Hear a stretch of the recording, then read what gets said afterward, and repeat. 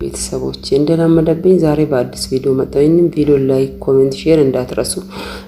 ዛሬ ደግሞ የኤሌክትሮኒክ እቃ ይዤ መጥቻለሁኝ። እንግዲህ በዚህ እቃ ዙሪያ ላይ ብዙዎች ጥያቄ እየጠየቃችሁኝ ነው። በጠየቃችሁኝ መሰረት እንግዲህ ምን ልስራ ብዬ ነው። ይሄው ከፊት ለፊታችሁ ፍሪጅ አለ፣ ሲሊንደር አለ፣ ብዙ እቃዎች አሉ፣ ቴሌቪዥን አለ፣ ፍሪጆች፣ የተለያዩ እቃዎች ቤት ነው ዛሬ የተገኘሁት።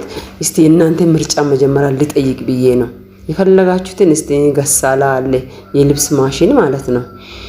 ብዙ እቃዎች አሉ። እንግዲህ እናንተ በመረጣችሁትን እናንተ ከመረጣችሁ እያንዳንዱን እቃ ያው በዝርዝር ሰራለሁኝ ራሱን ችሎ።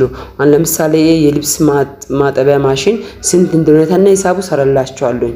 እያንዳንዱን ኮሜንት አስቀምጡ።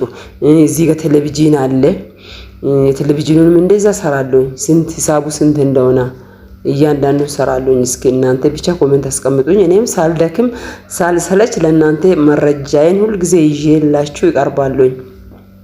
አንዳንድ ልጆች እዛ እቃ እንገዛለን የምትሉት እዚህ ጋር ለምሳሌ የዳቦ ማሽን አለ፣ እሱም ተና ሂሳቡ እሰራለሁኝ። እያንዳንዱን ካስቀምጣችሁ የውሃ ማጣራ ትንሿ አለች፣ ትልቋ አለች። የሌላ እቃ የለም እዚህ ቤት። አቦስቶ ማለት ነው። ሻሸመኔ አቦስቶን አድሬስ ብዙ እየጠየቃችሁ ነው። የተገረሽ ምናምን እያላችሁ ነው። ያ በጠየቃችሁ መሰረት እኔ ሻሸመኔ ነኝ።